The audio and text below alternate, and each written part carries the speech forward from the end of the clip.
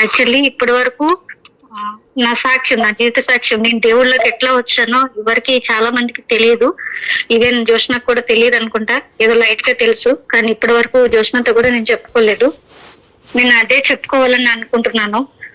నేను ఒక అన్యురాలు. నా అత్తింటి వైపు గాని పుట్టింటి వైపు గాని ఎవ్వరు క్రైస్తవులు లేరు. కంప్లీట్ గా అందరూ పూజలు లేదే, వారానికి 4 రోజులు ఉపవాసాలు లేదే జీవించలేరనమాట. అట్లాంటి ఫ్యామిలీ నుంచి వచ్చాను నేను. ఇప్పుడు నిర్మల అని పెట్టుకున్నాను దేవుళ్ళలోకి వచ్చిన తర్వాత. దేవుడు ఇచ్చిన పేరు అది. నా అసలు పేరు సుబ్బలక్ష్మి. మా అమ్మ నాన్న పెట్టిన పేరు సుబ్బలక్ష్మి అనమాట. ఆ లక్ష్మి అన్న పేరు కూడా నాకు ఉండటం ఇష్టం లేదు. సో అందుకని నేను ఎప్పుడైతే దేవుణ్ణి నమ్మాలని ఆశపడుతున్నానో, దేవుళ్ళకి రావాలని ఆశపడుతున్నానో, నేను ముత్తంగికి వెళ్ళినప్పుడు ఫాదర్ నన్ను అడిగారు, అమ్మా నువ్వేమన్నా పేరు మార్చుకోవాలనుకుంటున్నావా లేదా ఇదే పేరు కంటిన్యూషన్ పెట్టుకుంటావా అని అంటే, ఫాదర్ లేదు నేను మార్చుకుంటానని చెప్పాను.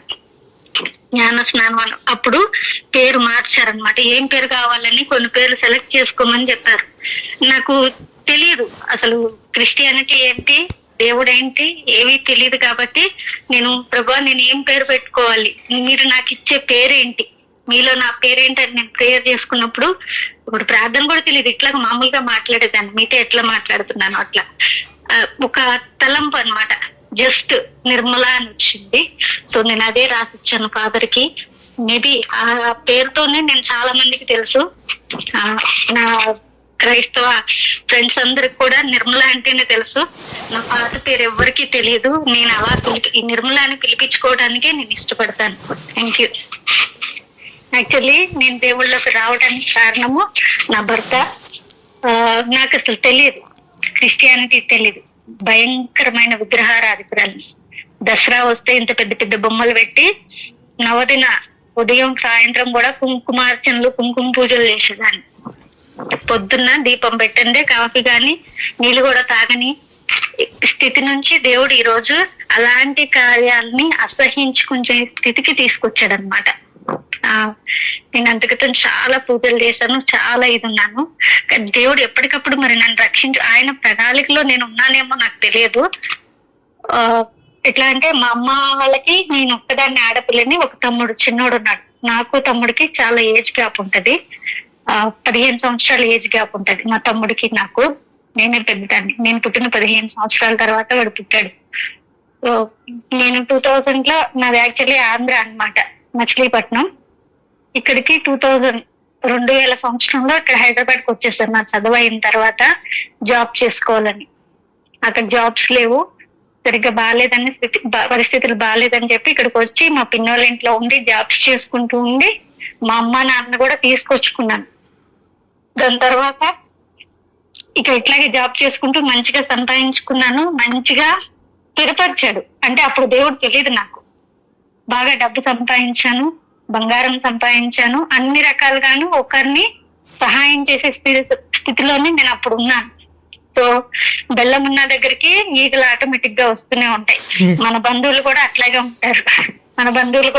ఉంటారు. బెల్లం ఉన్న దగ్గరికి ఈగలు వస్తారు. కొంచెం ధనవంతులు అయ్యాము అంటే మన నుంచి సహాయం కోసమే ఎదురు చూస్తారు. కానీ నేను ఎట్టి పరిస్థితుల్లో కూడా ఎవరిని నిరాశపరిచేదాన్ని కాదు. నాకన్నా పెద్దవాళ్ళకి కూడా నేను సహాయం చేశాను. నేను ముందు నుంచి మేబీ నా దేవుడికి నా హృదయం నచ్చిందేమో నాకు తెలియదు. సో అందుకే ఆయన బిడ్డగా మార్చుకున్నాడని నేను అనుకుంటాను. ఎవరన్నా బాధపడుతుంటే నేను చూడలేను అనమాట. దీనికి కరిగిపోతుంది మనసు. అట్లాంటి జాలిగుండె అనమాట నాది. సో ఆ జాలిగుండెతోనే అందరికీ నాకు లేకపోయినా సరే నాకు తెలిసిన వాళ్ళ ద్వారా అయినా సహాయం చేయించేదాన్ని. అలా సహాయం చేయించి అవన్నీ నా నెత్తి మీద వేసుకుని నేను కొంచెం ఆర్థికంగా మళ్ళా డౌన్ అయిపోయాను. అయినా సరే అప్పటికి నాకు దేవుడు తెలియదు. దాని తర్వాత మా భర్తతో మ్యారేజ్ అయింది. మా హస్బెండ్ కి నాకు మ్యారేజ్ అయింది. నేను సెక్రటేరియట్ లో జాబ్ వచ్చిందనమాట. మినిస్టర్ శంకర్రావు గారి దగ్గర చేసేదాన్ని జూనియర్ అసిస్టెంట్ గా. రాజశేఖర రెడ్డి చనిపోయిన తర్వాత అట్లా మా హస్బెండ్ అక్కడ సెక్రటేరియట్ కి వస్తూ ఉంటే కొంచెం అట్లా పరిచయం అయ్యి, ఇక అనుకోండి లవ్ మ్యారేజ్ అనే అనుకోండి, అట్లా వివాహం అయింది. వివాహం అయిన తర్వాత బానే ఉన్నాం, మంచిగానే ఉన్నాం మేము. అంతా కొత్తలో బానే ఉండేది. తర్వాత మా హస్బెండ్ అక్కడ ఎందుకు జాబ్ చేయటం కొంచెం రాజకీయ నాయకులు వస్తారు, తాగుబోతులు వస్తారు, అదంతా కొంచెం డిస్టర్బ్ గా ఉండేది, టైమింగ్స్ ఉండేవి కాదు. సో వద్దు నువ్వు మానేసే ఏదైనా బిజినెస్ పెట్టుకుందాం అని చెప్పి బిజినెస్ పెట్టించారు అనమాట. చాలా బాగుందండి బిజినెస్. ఒక 2 సంవత్సరాలు 3 సంవత్సరాలు బిజినెస్ పెట్టించారు. అప్పటికి నేను దేవుణ్ణి నమ్ముకోలేదు, కానీ మా హస్బెండ్ నమ్మేవాళ్ళు, చాలా నమ్మేవాళ్ళు. ఒక్కటి మధ్యలో మిస్ అయ్యానండి. నేను మళ్ళా ఆర్థికంగా కొంచెం డౌన్ అయ్యానని చెప్పాను కదా, అప్పుడు జాబ్ పోయింది. నేను ఏదైతే 7 years కంటిన్యూగా ఒక దగ్గర చేశానో ఆ జాబ్ నేనే వదిలేసి వెళ్ళిపోయాను. దాని తర్వాత నాకు అస్సలు జాబ్ దొరకలేదు, చాలా ఇబ్బంది పడ్డాను. మేము ఉంటున్న ఇంటికి పక్కన వైజాగ్ వాళ్ళు క్రిస్టియన్స్ ఉండేవాళ్ళు. నేను పూజలు చేసేదాన్ని.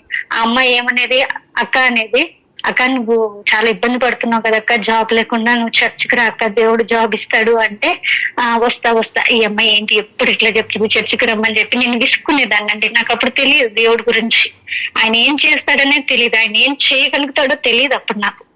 నేను విసుక్కునేదాన్ని. ఆ అమ్మాయిని తట్టుకోలేకపోయా టార్చర్. ఈ పిల్ల ఆ అమ్మాయి చెప్తుంది రాక్క జాబ్ వస్తుంది రాక్క అంటే నాకు విసుకొచ్చేసి అబ్బో ఇట్లా కాదు, ఇక్కడి నుంచి ఖాళీ చేసేయాలని చెప్పి ఆ అమ్మాయి చర్చకి రమ్మంటుంది, ఎట్లాగో తీసుకెళ్ళాను అక్కడ కలిపేస్తుంది వాళ్ళల్లో అని చెప్పి భయానికి ఆ ఇల్లు ఖాళీ చేసి వెళ్ళిపోయానండి. అప్పుడే మేబీ దేవుడు పిలుచుకోవాలనుకున్నాడేమో, నాకు తెలియదు. నా మూర్ఖత్వం వల్ల అక్కడి నుంచి ఇల్లు ఖాళీ చేసుకుని వేరే దగ్గరికి వెళ్ళిపోయాను. వేరే దగ్గరికి వెళ్ళిన తర్వాత నాకు ఈ జాబ్ వచ్చింది సెక్రటేరియట్ లో. ఇది కూడా దేవుడికి ఇస్తున్నాం, కానీ ఏ టైంకి ఏం చేయాలనేది దేవుడి చేతిలోనే ఉంటది. కాబట్టి ఇది కాకపోతే నేను ఎంత భయంకరమైన విగ్రహారాధికురాలను నేను మీకు చెప్తున్నానండి. కేవలం ఆ పిల్ల నన్ను ఎక్కడ తీసుకెళ్లి క్రైస్తవుల్లో కల్పిస్తుందో, చర్చికి ఎక్కడ తీసుకెళ్లిపోద్దన్న భయానికి అక్కడి నుంచి ఇల్లు ఖాళీ చేసి వచ్చేస్తుందండి. ఇప్పటికీ అది తలుచుకుంటే నాకే సిగ్గుగా అనిపిస్తుంది అనమాట. అయ్యో నేనా ఆ స్థితిలో అలా చేశానా ప్రభు అని చెప్పి నేను దేవుని క్షమాపణ అడుగుతాను. కానీ అప్పటికే నన్ను ఆయన పట్టుకున్నాడు, నాకు తెలియదు ఆ విషయం. దాని తర్వాత మా హస్బెండ్, ఆయనకి తెలుసు చర్చికి వాళ్ళ ఫ్రెండ్స్ ఉండేవాళ్ళు అనమాట, హిందువులనే, కాకపోతే రెగ్యులర్ గా చర్చికి వెళ్ళరు. వాళ్ళ ఫ్రెండ్స్ క్రిస్మస్ కి వాటికి ఫ్రెండ్స్ తోని చర్చికి వెళ్ళేవాడు. అట్లా ఆయనకి దేవుడు తెలుసు అనమాట, కొంచెం విశ్వాసం ఉంది ఆయనకి దేవుడు అంటే. నాకు తెలియదు. నేను ఎప్పుడు మేము ప్రోడక్ట్స్ తయారు చేస్తాం, ఆయుర్వేద ప్రోడక్ట్స్, కాస్మెటిక్ ప్రోడక్ట్స్ అవన్నీ నేర్చుకున్నాను. దేవుడు ఇచ్చిన జ్ఞానం చొప్పున తయారు చేసి దాన్ని సేల్ చేసేవాళ్ళం అనమాట, టీవీల్లో వాటిలో వేసేవాళ్ళం. అట్లా ఏదన్నా కొత్త ప్రోడక్ట్ ని తయారు చేసినప్పుడు అది సేల్ అయితే ఫస్ట్ దాని నుంచి వచ్చే అమౌంట్ మా హస్బెండ్ చర్చికి ఇచ్చేవాడు, ముత్తంగి చర్చికి. 2000 వస్తే 2000, 3000 వస్తే 3000, అట్లా ముత్తంగి చర్చికి వెళ్ళి అది డొనేట్ చేసి వచ్చేసేవాళ్ళు అనమాట. అప్పటి నుంచి కొంచెం తెలుసు నాకు, కానీ నేను ఎప్పుడు ప్రార్థన చేయలేదండి. ఆయన వెనకాల తోడుగా వెళ్ళేదాన్ని అంతే. తిట్టుకునేదాన్ని మళ్ళా, ఈయనేంటి గుడికంటాడు, చర్చికి అంటాడు, అక్కడ వెళ్తేనేమో దర్గాకు అంటాడు అని చెప్పి చాలా తిట్టుకునేదాన్ని. ఒక దగ్గర ఉండవా నువ్వు, ఒక విశ్వాసంలో ఉండవా అని చెప్పి నేను బయటకంటే భయం, మళ్ళీ ఎక్కడ తిడతాడని చెప్పి లోపలే తిట్టుకునేదాన్ని అనమాట, విసుక్కునేదాన్ని. కానీ అప్పుడే మేబీ నాకు తెలియదు, అట్లా వెళ్తుండగా అట్లీస్ట్ నెలకు ఒక ప్రోడక్ట్ అని రిలీజ్ చేసేవాళ్ళము. అట్లా రెగ్యులర్ గా వెళ్తూ రావటం వలన ఒక మంచి ఇది వచ్చింది. అంటే మేము ఆశీర్వదించబడుతున్నాం, దేవుడు కృప చొప్పున ఆశీర్వదించబడుతుంది. మా బిజినెస్ బాగుంది, దేవుడు హెచ్చిస్తున్నాడు మమ్మల్ని. సో అట్లా అక్కడికి వెళ్ళటం వలన ఏంటంటే దేవుడు మమ్మల్ని ఆశీర్వదిస్తున్నాడనే ఒక దీంతోనే నేను అక్కడికి వెళ్ళేదాన్ని, కానీ ఇంకా వేరే ఏం లేదు. దేవుడు అంటే ఏంటి, దేవుడికి ఎట్లా ప్రార్థన చేయాలి, ఇవేవి నాకు తెలియదు అన్నమాట. సో అక్కడికి వెళ్ళేదాన్ని, ఆయన వెనకాలే వచ్చేదాన్ని అంతే. కానీ అక్కడికి వెళ్ళిన తర్వాత మా బాగుంది కదా బిజినెస్ అని ఒక నమ్మకం అయితే వచ్చింది. అట్లా అట్లా అట్లా అట్లా బిజినెస్ బాగుంది. సడన్ గా ఎవరైతే మేము మంచిగా ఉండటం చూడలేని వాళ్ళు ఉన్నారో మా హస్బెండ్ కి బ్లాక్ మ్యాజిక్ చేస్తారండి, చేతబడి. సో ఊరికి భయపడిపోతాం. ఎట్లా అంటే మేము సండేస్ కూడా, పండుగలప్పుడు కూడా అందరికి సెలవు ఇచ్చినా సరే మా హస్బెండ్ మాత్రం వెళ్ళి ఆఫీస్ లో కూర్చునేవాడు. అలాంటిది ఆఫీసులోకి రావటానికి కూడా భయపడే స్టేజ్కి వెళ్ళిపోయాడు అనమాట. ఆఫీస్ లోకి ఆయన రూమ్ లోకి వెళ్ళేసరికి ఒకలాంటి దుర్వాసన, చెడు స్మెల్, కాలిపోయిన వాసన అట్లా వచ్చేది. అవన్నీ తట్టుకోలేకపోయామన్నమాట. సో అట్లా వస్తుందని చెప్పి భయంకరంగా అన్ని చోట్లకి తిరిగామండి. పౌర్ణమికి దుర్గాదేవికి అక్కడెక్కడ భజనలు అవుతున్నాయి అంటే అక్కడికి వెళ్ళేవాళ్ళం. ఇక్కడ ఏమంటారు, కౌకూరు దర్గా, కౌకూరుకి వెళ్ళేవాళ్ళం. అక్కడ మంత్ర ఆయన ముస్లిమ్స్ ఆయన ఉంటాడు కదా, ఆయన వచ్చి ఆఫీస్ అంతా ఏదో చల్లితే అది పోతుందేమో అని చెప్పి ఆయన దగ్గరికి వెళ్ళేవాళ్ళం. ఇటు జీసస్ చేసేవాళ్ళం. కానీ ఒక విశ్వాసంలో లేవన్నమాట. అన్ని ఎవరు తగ్గిస్తారు, ఎవరు మాకు ఈ బాధలను తీసుకొస్తారు. అట్లా మా హస్బెండ్ కి వ్యాపారం పరంగా మేము దెబ్బతిన్నాం. ఆయన హెల్త్ మొత్తం సిక్. నైట్ అంతా ఇట్లా నిద్రపోయి పెడతారు. పైన మనకి ఇది ఉంటది కదా, స్లాబ్ చూసుకుంటూ ఉండేవాళ్ళు, నిద్రపోయేవాళ్ళు కాదు. ఎట్లా ఎట్లా ఎట్లా ఏం ఎక్కడికి వెళ్ళినా ఏం తగ్గట్లేదు, ఎక్కడికి వెళ్ళినా ఏమి కావట్లేదు అని చెప్పి మా హస్బెండ్ లాస్ట్ కి ఇదొక్క హోప్ ఉందని చెప్పి అక్కడ ముట్టంకి వెళ్ళాం. ఈవినింగ్ టైంలో ముట్టంకి వెళ్తే బెన్ని ఫాదర్ ఉన్నారు. బెన్ని ఫాదర్ ప్రేయర్ అంత క్రితం అండి. ఇంకొకటి బెన్ని ఫాదర్ ప్రేయర్ చేశారు. బెన్ని ఫాదర్ ప్రేయర్ చేసిన తర్వాత, అన్న మీరు ఇట్లా కాదన్నా, మీకు బ్లాక్ మ్యాజిక్ ఎఫెక్ట్ చాలా ఉంది, మీరు రిట్రీట్ వడకాలు జరుగుతాయి, ఇక్కడ 3 రోజులు 4 రోజులు ఇక్కడే ఉండిపోవాలి, బ్యాగ్స్ ఎదుర్కొని వచ్చేయండి, రేపటి నుంచి స్టార్ట్ అవుతుంది, మీరు వచ్చేసేయండి అంటే నన్ను వదిలేసి ఆయన అప్పుడే వెళ్ళిపోయారు. ఇంగ్లీష్ రిట్రీట్, తెలుగు కాదు, ఓన్లీ. అంటే అంత బాగా ఉందన్నమాట. దేవుడు అక్కడ విడుదల ఇస్తాడేమో అని చెప్పి అంత బాగా ఉంది. నాకు లేదండి, ఇన్ని చోట్ల తిరిగాము, ఎక్కడ కాలేదు, ఇక్కడ అవుతుందా అని చెప్పి, సరే నేనైతే అవిశ్వాసంలో ఉన్నా, ఆయన అయితే నమ్మకంతో పోయిండు. అక్కడ చాలా చాలా గొప్పగా దేవుడు ఆశీర్వదించి అక్కడ విడుదలని స్వస్థతని ఇచ్చాడండి. మళ్ళా నెక్స్ట్ తెలుగు ఉంటది, ఆ తెలుగు రిట్రీట్ కూడా కంటిన్యూగా అట్లా వెళ్ళావు. తెలుగు రిట్రీట్ కి నన్ను కూడా తీసుకునేది. అప్పటి నుంచి నాకు కొంచెం దేవుడు అంటే ఓహో ఇట్లా ఉంటది. కానీ ఉండలేకపోయాను, ఎందుకంటే ఫోన్ మాట్లాడటానికి ఉండదు, ఎవరితో మాట్లాడటానికి ఉండదు. పక్కన వాళ్ళతో ఎప్పుడు పొద్దున 6 గంటల 6:30 నుంచి ప్రార్థన, నైట్ వరకు డే ప్రార్థన. నేను చేసేది పూజలు. ఇక్కడికి వచ్చేసి హల్లెలూయా ఆమేన్ అంటున్నారు. ఏంటిది, ఇదేంటి గోల అనేసి, అది అసలు గోల వాళ్ళు ప్రార్థనలు చేస్తున్నారు, పాటలు పాడుస్తున్నారు, ఇట్లేంటి ఇట్లా ఏడుస్తున్నారు, ఆమెంటి అట్లా పడిపోతుంది, ఇట్లాగే అనుకునేదాన్ని. మీరు నమ్మరు. కానీ ఇప్పుడైతే నాకు అసలు మనస్థితి లేదు. వెళ్ళిపోవాలి ఇంటికి వెళ్ళిపోవాలని చెప్పి ఇదైపోయిన తర్వాత, ఒకటి రిట్రీట్ లో చాలా మంది అటెండ్ చేసి ఉంటారు. మనకి కల్వరి మార్గము, కల్వరి యాత్ర అని ఉంటది. 2వ రోజు 3వ రోజు అందరినీ క్షమాపణ అడిగిస్తారు. మనం ఎవరిని క్షమించలేకపోయాము. అవునా జోష్న?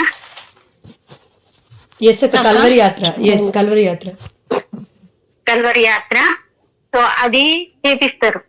సో అప్పుడు కొంచెం నాకు ఏదో మంచి ఇది అనిపించింది. నా హృదయంలో వేదన ఏదైతే ఎప్పటి వరకు వేదన ఉందో అదంతా కూడా కన్నీటి రూపంలో వచ్చేసిన తర్వాత కొంచెం మనసు ఫ్రీ అయిందన్నమాట. ఫ్రీ అయ్యి సరే చూద్దామని కొంచెం కాన్సన్ట్రేషన్ పెట్టి వింటూ ఆ వాక్యాలు ఏదో బాగున్నాయి కదా, ఈ వాక్యాలు ఏంటి ఇట్లా ఉన్నాయి, ఓహో ఎట్లా అంటే అవన్నీ కూడా మన బతుకు తెరుగు కోసం చెప్పేలాగానే ఉన్నాయి. నిజమే కదా, ఇది చెప్పేవన్నీ కరెక్టే ఉన్నాయి కదా.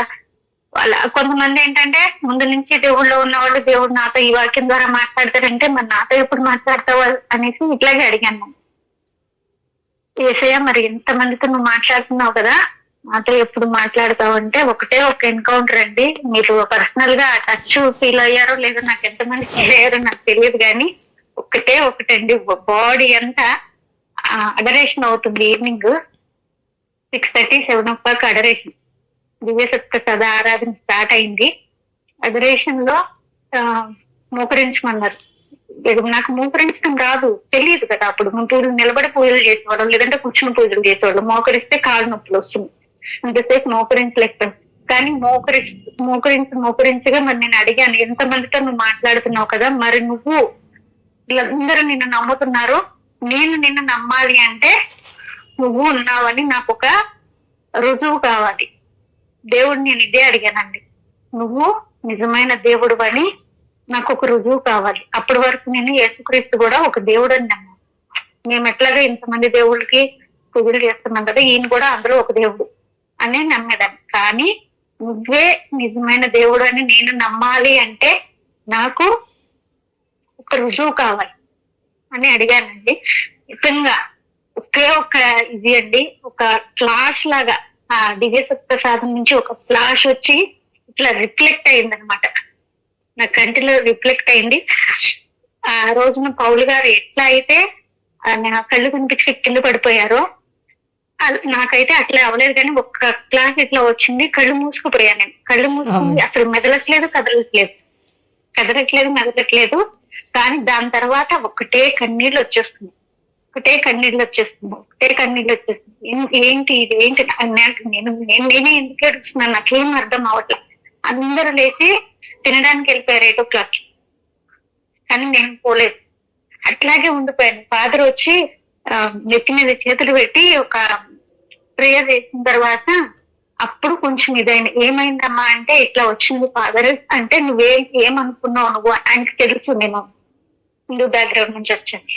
నేను ఇట్లా అడిగాను ఫాదర్ అంటే, ఇది దేవుడు నీతో మాట్లాడాడమ్మా, అదే దేవుడు, ఇప్పుడైనా నమ్ముతావా అనేసి చెప్పారు.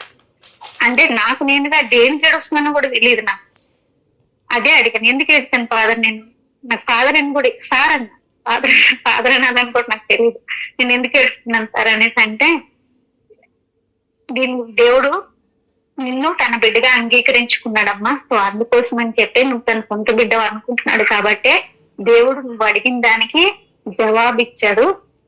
సో ఇప్పటి నుంచి ఏమీ నిర్మాణం దేవుడు నమ్ము అనేసి అంటే, ఇంకా ఆ రోజు అప్పటి నుంచి అంటే నేను మళ్ళా పూజలకు వెళ్ళింది లేదు, ఏం లేదు. అప్పటి నుంచి కంటిన్యూస్ గా ప్రతి నెల 5 రోజులు రిట్రీట్కి వెళ్ళిపోయేదాన్ని. అట్లా దేవుడు నన్ను కంటిన్యూస్ గా ప్రతి ఒక్క నెల కూడా ఆబ్సెంట్ అయ్యేదాన్ని కాదు, ప్రతి నెల వెళ్ళేదాన్ని. నేను మా హస్బెండ్ ఇద్దరమే. పాప చిన్న పిల్ల అమ్మ దగ్గర వదిలేసేదాన్ని. అట్లా కంటిన్యూస్ గా వెళ్తే 1 year అట్లా వెళ్ళాను. మధ్యలో మాకు అందరికీ జ్ఞానస్నానం, మొన్న జోష్న చెప్పింది కదా, మధ్యలో పెద్దవాళ్ళకి జ్ఞానస్నానం ఇవ్వాలంటే ఫాదర్లకి రెగ్యులర్ గా టచ్ లో ఉండాలి, చర్చ్ కి రెగ్యులర్ గా వస్తున్నారో లేదో తెలుసుకుని జ్ఞానస్నానం ఇస్తారు. కానీ మాకు 3 నెలల్లో జ్ఞానస్నానం ఇచ్చారు. ఎందుకంటే కంటిన్యూస్ గా వెళ్తున్నాం. 5 రోజులు మాత్రమే కదండి, ఎవ్రీ సాటర్డే నైట్ ఫాదర్ ని రిక్వెస్ట్ చేసాం, బెన్ని ఫాదర్ ని రిక్వెస్ట్ చేసి మేము సాటర్డే నైట్ ఇక్కడ మా హస్బెండ్ ఆఫీస్ నుంచి రాగానే 7 గంటలకి ఏమైనా కట్టుకుని వెళ్ళిపోయి అక్కడ నైట్ స్టే చేసేవాళ్ళం. ముట్టంగిలో స్టే చేసి ఆదివారం మొత్తం కంప్లీట్ చేసుకుని ఆదివారం సాయంత్రానికి ఇంటికి వచ్చేవాళ్ళం. సో అట్లా దగ్గరగా అయిపోయింది అన్నమాట, చాలా చాలా దగ్గరగా అయిపోయింది దేవుడికి. ఆ విధంగానే నేను బైబిల్ నేర్చుకున్నాను, ప్రార్థన నేర్చుకున్నాను, ప్రతి ఒక్కరి నుంచి నేర్చుకున్నాను. నేను దేవుడు ఎక్కడ క్రిస్టియన్స్ లో కలిపేస్తారో అని చెప్పి పారిపోయిన స్టేజ్ నుంచి నువ్వు తప్ప నాకు ఇంకొక దేవుడు లేడు అనే స్థాయికి తీసుకొచ్చారు. ఎందుకంటే ఆయన అంత ప్రేమిస్తున్నారు. ఆయన ప్రేమ ఒక్కసారి చూసామంటే, టేస్ట్ చేస్తే అది ఎవ్వరు కూడా వదిలిపెట్టరు. నాకు చాలా అంటే చాలా ఇష్టం అండి జీసస్ అంటే. మధ్యాహ్నం కూడా 3 o'clock మళ్ళా ఎందుకు నాకు గుర్తొచ్చిందో తెలియదు. ప్రతిదీ మళ్ళా అన్ని చేసిన ప్రతి పాపం నాకు ఏదైతే గుర్తుందో, నేను పూజలు చేస్తున్నప్పటి నుంచి చిన్నప్పటి నుంచి ఏదైతే నేను తెలియక చేసిన ప్రతిదీ మరి దేవుడు ఎందుకు ఒప్పుకోమన్నాడో నాకు తెలీదు. కన్నీరు కాచుకుంటూ ప్రేయర్ చేసుకుని మళ్ళా డివైడ్ మర్చి చాక్లెట్ చెప్పుకోమని చెప్పారు. మీరు ఎంతమంది నమ్ముతారో లేదో నాకు తెలీదు, నేను ఇట్లాగే మాట్లాడుకుంటానండి. ఇప్పుడు మీతో ఎట్లా మాట్లాడుతున్నానో నాకు నేనే లోపల మాట్లాడతాను దేవుడితో. నేనే క్వశ్చన్ ఇస్తాను, సమాధానం నా ఆత్మలో నుంచి వస్తుంది. నాకంత పిచ్చి. ఎవరైనా బయట చూస్తే ఇది పిచ్చిదానిలాగా నవ్వుకుంటుంది, పిచ్చిదానిలాగా ఇదే మాట్లాడుకుంటుంది అనుకుంటారు. కానీ వాళ్ళు అట్లా అనుకున్నా నాకు ప్రాబ్లం లేదు. నేను ఆ దేవుడితో మాట్లాడుతున్నాను. నాకు అంత ఇష్టం అనమాట. ఈ విధంగా దేవుడు నన్ను పిలుచుకున్నాడండి. ఎన్నో అద్భుతాలు నా జీవితంలో. చాలా చాలా దుఃఖం. దేవుడిని నమ్మిన తర్వాత కూడా అందరూ నన్ను వదిలేశారు.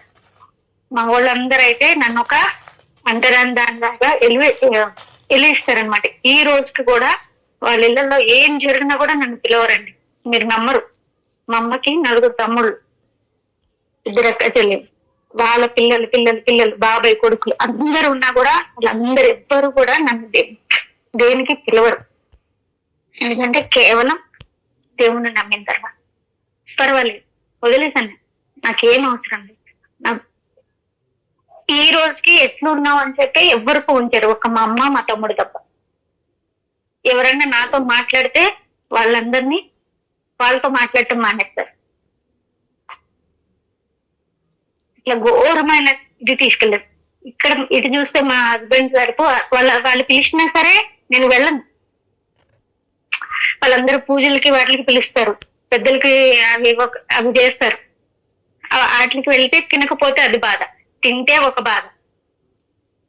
అందుకని అసలు వెళ్ళకపోవటమే మానేశాను. మొత్తానికి అసలు ఎవ్వరితోని లేక బంధుత్వం ఉంటేనే వదిలేశాను. కేవలం నేను, నా కుటుంబం, నా దేవుడు. ఒక తల్లి అంటే తల్లి రుణం తీర్చుకోలేము కాబట్టి తల్లి, తోడబుట్టిన వాడు వాళ్ళు, నా భర్త, నా పిల్ల, వీళ్ళు తప్పితే వేరే బంధువులు ఎవ్వరు లేరండి. వీళ్ళు మాత్రం ఏసైతోనే ఆ బంధుత్వం. ఇప్పటికీ మా అమ్మ ఏం చేస్తుందంటే, నువ్వు దేవుణ్ణి నమ్మిన తర్వాత నువ్వేం బాగుపడ్డావు. నేను మొత్తం అండి, నేను కొన్ని లక్షలు, రోజుకి లక్షల్లో చూసేదాన్ని, అంత బిజినెస్ చేసిన దాన్ని. డైలీ 1 కిలో బియ్యం తీసుకునే స్థితికి వచ్చాం మేము. కిలో బియ్యం కొనుక్కునే స్థితికి వచ్చాం. అయినా సరే ఆ పరిస్థితుల్లో కూడా మేము దేవుణ్ణి వదలలేదు.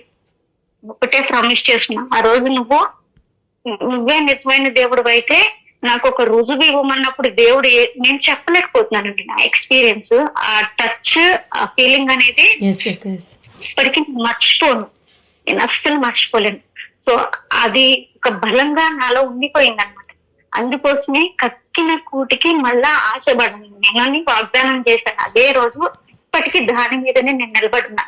ఎంతమంది ఎన్ని రకాలుగా ప్రలోభాలు పెట్టారు నన్ను, ఘోరంలో. వదిలేసి ఆ దేవుడిని వదిలేసి ఎందుకు ఆ దేవుడు అని వస్తున్నావు, నేను హెల్ప్ చేస్తాను రా, మళ్ళా పూజలు చేసుకో. మీ హెల్ప్ వద్దు, మీ పూజలు వద్దు, మీ హెల్ప్ వద్దు, మీ పూజలు వద్దు, నాకు నా దేవుడే ఇస్తాడు అనేసి చాలా అండి. మా అమ్మ కూడా ఘోరంగా తిట్టింది. అయినా సరే ఏం పర్వాలేదులేమ్మా. ఇప్పటికీ కూడా ఆమె ఏదైనా చేసుకుంటే వెళ్తాను, కానీ ఆమె చేసే ఏ పనిలోనూ నేను పాల్గొను, ఏ పూజలోనూ నేను ఉండను. కామ్గా పక్కకి వెళ్తా వస్తా. కానీ పాపం ఏం చేస్తుందంటే, ఆమె విసుకుపోయింది, నాకు చెప్పి విసుకుపోయి వాళ్ళ దేవుడికి పెట్టడానికి ముందే నా కోసం సపరేట్ గా చేసి పక్కన పెట్టేసింది. సో వాళ్ళ దేవుడు తినక ముందే నేను తింటాను అనమాట. ఇప్పుడు వాళ్ళ దేవుడు అంటున్నాను. సో అప్పట్లో కూడా నేను చేశాను అట్లాగే. కానీ ఇప్పటికే అండి, మీరు దయచేసి ఎందుకు చెప్తున్నానంటే, కొంతమంది మనలో వేరే వాళ్ళు చుట్టుపక్కల వాళ్ళు ఏమన్నా అనుకుంటారేమని చెప్పి మొహమాట పడిపోతామండి. విగ్రహాలకు పెట్టింది దయచేసి తినకండి. ఇప్పుడు మనం కేక్ ఇస్తే వాళ్ళు తింటలేదు అంటే వాళ్ళు అట్లాగే కాంట్రవర్సీ వెళ్తారు. ఇది కూడా అంతే, తీసుకోండి అంటారు. మొహమాటం, తినొద్దు దయచేసి. కానీ ఆ విగ్రహానికి ఎలాంటి శక్తి ఉండదు, అయినా సరే తినొద్దు. అది ఒక బలిలాగా అన్నమాట. అది ఒక బలిలాగాని, వాళ్ళు ఏదైతే నైవేద్యంగా సమర్పించారో అది వాళ్ళ దేవుడికి ఇచ్చిన బలిలాగాని. దాంట్లో ఆ శక్తి ఉన్నా లేకపోయినా కూడా అది తినడం వల్ల మన స్పిరిచువల్ లైఫ్, మనం దేవుళ్ళలో ఉండటానికి చాలా ఎఫెక్ట్ చేస్తుంది. సో ఇలా తినాల్సి వస్తుంది అని చెప్పి మేము వెళ్ళటమే మానేసాం. మా వాళ్ళు దేనికి కూడా వెళ్ళట్లేదు. తినకపోతే మళ్ళీ నిష్ఠూరు ఆడబడుచుల ఇంట్లో వాళ్ళు అసలు ఒప్పుకోరు. ఏ ఫంక్షన్కి వెళ్ళినా, ఏ పూజలకు వెళ్ళకపోయినా కానీ ఎవరైనా బాధలో ఉన్నారంటే మాత్రం తప్పకుండా వెళ్తామండి. నేను, మా హస్బెండ్ కూడా. దేవుడు మమ్మల్ని అదే ఇదిగా చేశాడు. ఎవరైనా కష్టంలో ఉన్నారు, ఎవరైనా చనిపోయి ఉన్నారంటే ఎవ్వరు వచ్చినా రాకపోయినా కూడా మేము అక్కడ వెళ్తాం. మాకు సంతోషం అక్కర్లేదు, కానీ బాధలో ఉన్నవాడిని ఓదార్చడానికి ఎందుకో మాకు అట్లా అలవాటు అయిపోయింది అనమాట. వాళ్ళ ఎంజాయ్మెంట్ లో మనకు అవసరం లేదు, వాళ్ళు తాగులో మనకు అవసరం లేదు, వాళ్ళ తినుడు మనకు అవసరం లేదు. అక్కడికి వెళ్ళి 2 గంటలు వేస్ట్ చేసిన టైం ఇంట్లో కూర్చొని ప్రేయర్ చేసుకోవచ్చు, ఇంట్లో కూర్చొని మన పని మనం చేసుకోవచ్చు. ఇది ఒకలా ఇదైపోయింది. మా అమ్మ మళ్ళా ఇంకొకటి సాక్ష్యం చెప్తున్నానండి, మనలో చాలా మంది చేస్తున్నారు ఇలాంటివి. నేను నిన్నగాక మొన్న వచ్చాను దేవుళ్ళలోకి, మీకు చెప్పేదాన్ని కాదు కానీ చాలా మంది నేను చెప్తున్నానండి, మీరు ముందు నుంచి పుట్టు కథోలికులుగా క్రైస్తవులుగా ఉన్న బిడ్డలు చాలా మంది 2 పడవల మీద కాలేస్తున్నారని దేవుడు చెప్తున్నాడండి. దయచేసి ఇది మానండి, మారు మనసు పొందండి, రిపెండెన్స్, మారు మనసు పొందండి. 2 పడవల మీద కాలొద్దండి. సజీవమైన దేవుడు ఇక్కడ ఉన్నాడు. ఎందుకంటే నేను అన్ని చేసి వచ్చిందాన్ని, నేను అన్ని చూసిందాన్ని. తిరుపతికి 2 సార్లు ఇలా, శ్రీశైలం ఇలా, గొప్ప శివుడు భక్తురాలు నేను.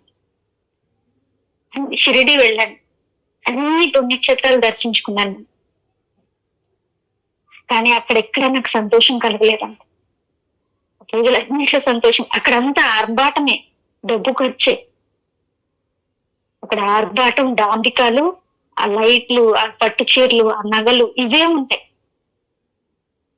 ఇక్కడ ఏముండదు. నువ్వు ఎట్లా ఉన్నావు అనేది కూడా చూడడు దేవుడు. నువ్వు స్నానం చేయకపోయినా పర్వాలా, నువ్వు ప్రేయర్ చేసావా, నీ ఆత్మ, నీ హృదయం ఎట్లా ఉందనేది మాత్రమే చూస్తాడు మనకు దేవుడు. ఇట్లాంటి దేవుడు ఇక్కడ లేడండి. దయచేసి 2 పడవల మీద ఉంటే, ఇప్పటి వరకు ఎవరన్నా అటు ఇటుగా ఎవరన్నా మన ఇంట్లో క్రైస్తవులు అంటేనే కష్టాలతో సహవాసం అండి, నేను ఖచ్చితంగా చెప్తాను. కానీ అది మన మంచి కోసమే. దేవుడు కొన్ని కష్టాలను అంగీకరిస్తాడు, అనుమతిస్తాడు. అది మనల్ని శుద్ధి చేయటానికి. మనలో ఏదైనా బ్యాడ్ క్వాలిటీస్ ఉంటే, అలవాట్లు ఉంటే, చెడు అలవాట్లు ఉంటే, ఇవన్నీ మార్చుకోవడానికి మాత్రమే మనకి కష్టాలు ఇస్తాడు. కానీ మనం కష్టపడుతుంటే చూసి నవ్వే దేవుడు కాదండి, చూసి అవహేళన చేసే దేవుడు కాదండి. మనకంటే ఎక్కువ బాధ ఆయనే పడతాడు మనం కష్టపడుతుంటే. మీరు నమ్మినా నమ్మకపోయినా ఇది నిజం. మనకంటే ఎక్కువ బాధ దేవుడే పడతాడు. నా బిడ్డ ఎంత కష్టపడుతుందని చెప్పి, మేము బాధల్లో ఉన్నామని చెప్పి మా అమ్మ జాతకాల దగ్గరికి వెళ్ళి మీ అవి రాసులు తిథులు చూస్తారు కదా, అవన్నీ చెప్తుంది అనమాట. ఉగాది నుంచి నీ భవిష్యత్తు మారిపోబోతుంది, నువ్వు ఇటొచ్చి. ఉగాది నుంచి నీ రాశిలోకి అది వస్తుంది, ఇది వస్తుంది, నువ్వు ఇట. నిజమండి, నేను ప్రతి ఆదివారం కూడా వాళ్ళు ఇదివరకు రాశి ఫలాలు చూసేదాన్ని, ఇదివరకు పూజలు చేసినప్పుడు. ఇప్పుడు అసలు ఏదైనా దీంట్లో వస్తే కూడా ఇట్లా అవతలు పడేస్తాయి. ఏదైనా షార్ట్స్ వీడియోస్ ఏమైనా చూస్తుంటే కూడా ఏమన్నా వస్తే తీసి అవతలు పడేస్తాను. అట్ల మీద దృష్టి కూడా వెళ్ళదు. రాసులు లేవు, దిక్కులు లేవు, ఏమీ లేవు, అన్ని ఆయనే చూస్తుంది. అన్ని దిక్కులు ఆయనవే. మనకి ఏకైక దిక్కు దేవుడు. ఏ దిక్కును వెళ్ళదు. కొంతమంది వాస్తుని నమ్ముతున్నారు క్రైస్తవులు. దయచేసి నమ్మకండి. వాస్తుని నమ్మొద్దు. వాళ్ళు ఆ పూజలు చేస్తారు, నా కుటుంబం బాగుపడుతుంది, ఏ పూజలు చేస్తారు, నాకు పిల్లలు ఉంటారు, ఇంకొకటి ఏదో జాబులు వస్తాయని దయచేసి వెళ్ళకండి అమ్మా. దేవుడు ఆగ్రహానికి గురి కాకండి. ప్లీజ్ ప్లీజ్ ప్లీజ్ చెప్తున్నాను, దయచేసి వెళ్ళకండి. ఇవన్నీ దేవుడు అసహించుకునే కార్యాలు. వాక్యం చెప్తుంది, మొదటి వారు చివరి వారగును, చివరి వారు మొదటి వారగును. మీరు మొదటి వారు ఉన్నా సరే చివరి వారు అవుతారా, లేకపోతే మొదటి వారుగానే ఉంటారో గుర్తు మీకే వదిలేస్తున్నాను. నేను ఎవరిని నేను విమర్శించట్లేదు. చాలా మంది నాకు తెలిసిన వాళ్ళు ఇట్లా అంటే, కొంతమంది అయితే పిల్లల ఫీజుల కన్సెషన్ కోసం బాప్టిజం తీసుకున్న వాళ్ళు ఉన్నారంటే నాకు తెలిసిన. మీరు నమ్ముతారా? క్యాథలిక్స్ గా చర్చిలో స్కాలర్షిప్స్ కోసం చేశారు అప్పుడు చాలా మంది. ఇప్పటికీ కూడా కొన్ని క్యాథలిక్ స్కూల్స్ లలో కన్సెషన్ కోసం చాలా మంది అట్లాగే ఉన్నారు. నాకు తెలిసిన వాళ్ళు అట్లాగే ఉన్నారు. ఇక్కడ ఆదివారం వచ్చి అర్ధగంట సేపు ఆ మాటలు ఏదో అటెండ్ అవుతారు. ప్రతి పండుగకి ఊర్లు వెళ్ళి అవన్నీ చేస్తారు, నీతి కార్యాలను. ఎవరు కళ్ళు కప్పుతున్నారు వాళ్ళు? దేవుడు ఉంటే వెచ్చగా అన్నా ఉండు, లేదంటే చల్లగా అన్నా ఉండు, నువ్వు వెచ్చగా ఉండకు, నేను నా నోటి నుండి నన్ను ఊసి వేస్తాను అంటున్నాను. ఇవన్నీ ఎందుకు చెప్తున్నాను ఏమో నాకు తెలీదు. నేను కూడా చెప్పేసా, నా నోటి నుంచి వస్తుంది, చెప్పాలనిపించింది కాబట్టి చెప్తున్నాను. ఒకవేళ మనలో కూడా అలాంటి వాళ్ళు ఎవరైనా ఉంటే దయచేసి వ్యర్థమైన కార్యాలకు వెళ్ళకండి. దేవుడికి అసాధ్యమైనది ఏది లేదండి. దేవుడికి సమస్తము సాధ్యమేనండి. మనం ఎన్నో లైవ్ చూస్తూనే ఉన్నాం, ఎన్నో ఎగ్జాంపుల్స్. నీకు కష్టం వచ్చిందా, దేవుడు దగ్గర కూర్చో. ఏ మంత్రి గారి దగ్గరికి వెళ్ళదండి, వాళ్ళేం ఫ్రీగా చేయరు. వేలకు వేలు అడుగుతారు పూజల కోసం. అది చేసేది ఏముందో తెలియదు నాకు. వాటికి, ఆ బొమ్మలకి, ఆ పూజలకి ఏ శక్తి లేదండి. ఘోరంగా పడిపోతారు మీరే. ఇంకా దేవుడు ఆగ్రహం మీ మీదకే వస్తుంది, రగులుకుంటుంది, చేపిస్తుంది మన దేవుడు. 4 తరాల వరకు. దయచేసి వెళ్ళకండి. మీరు ఏదైతే దేవుణ్ణి నమ్మారో, మీ పూర్వీకులు ఏ దేవుణ్ణి అయితే నమ్మారో అదే దేవుణ్ణి పట్టుకుని ఉండండి. ఇంకా బలమైన విశ్వాసంలో ఉండండి. ఎందుకంటే నేను నిన్నగాక మొన్న వచ్చాను, చాలా మంది అంటూ ఉంటారు, ఈయనకి నిన్నగాక మొన్న తెలుసుకుంది, ఈయన చెప్తే మేము వినేదేంటి అని చాలా మంది నా వెనకాల అన్నారు, నా ఎదురుగుండా అన్నారు, నా వెనకాల అన్నారు. క్రైస్తవ నేను ఒకటే చెప్తానండి మా వాళ్ళకి, అసలు నా పేరు నేనంటేనే భయం. మా మేనమామలు కూడా నాకు భయపడతారు. నేను వాళ్ళ కళ్ళ ముందు పుట్టిందాన్ని, నా నోరు అంత పెద్దది. ఒక పట్టాన్ని ఏది అంగీకరించి ఎవరైనా నా మాట వినాలనే మనస్తత్వం ఉన్నారు. కానీ ఇప్పుడు అలా లేదండి, మొత్తం దించేశాడు దేవుడు. అవసరం లేదు బిడ్డ, అవన్నీ వదిలేసుకోండి. ఒక్కొక్కటి ఒక్కొక్కటి ఒక్కొక్కటి ఒక్కొక్కటి ప్రతిదీ అహంకారం ఉండేది, పొగరు ఉండేది. నువ్వెంత అంటే నువ్వెంత అనేదాన్ని. పోలీసు వాళ్ళు అయినా సరే ఏం మాట్లాడుతున్నావు, ఏంటి నా తప్పేంటి అన్నట్టు చేతులు ఎగరేసి మాట్లాడేదాన్ని, కళ్ళు ఎగరేసి. ఎంత పొగరు, షార్ట్ టెంపర్ నాకు. కానీ ఇప్పుడైతే ఏం లేవు, నన్ను తిట్టినా సరే పక్క నుంచి అలా మన హృదయాన్ని మార్పిస్తాడు. నేను ఒకటే చెప్తున్నానండి, క్రైస్తవత్వం అనేది మతం కాదు, మార్గం.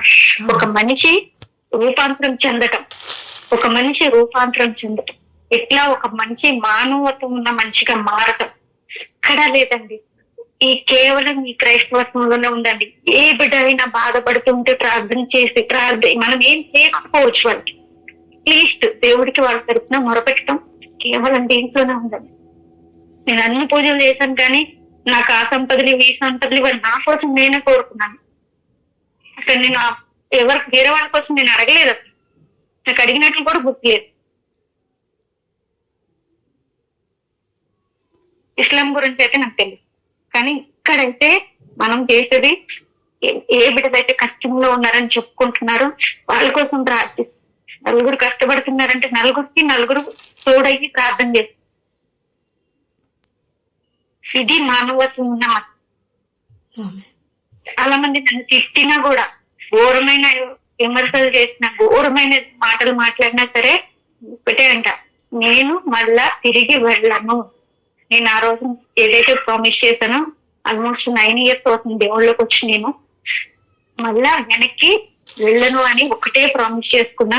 కానీ దేవుడు అయితే నన్ను ఎన్ని రకాలుగా మాట్లాడతాడు, ఎన్ని రకాలుగా మాట్లాడుతుంటాడు. ఎందుకంటే మనము ఎట్లా ప్రేమిస్తామో ఆయన కూడా అదే రకంగా స్పందిస్తాడు.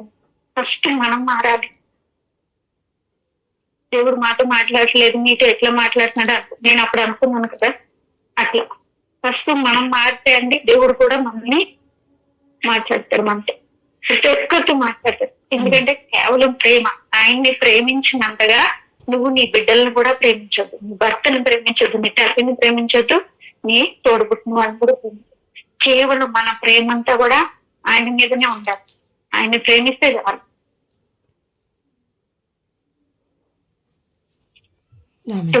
థ్యాంక్ యూ స్తోత్రం రాజ్.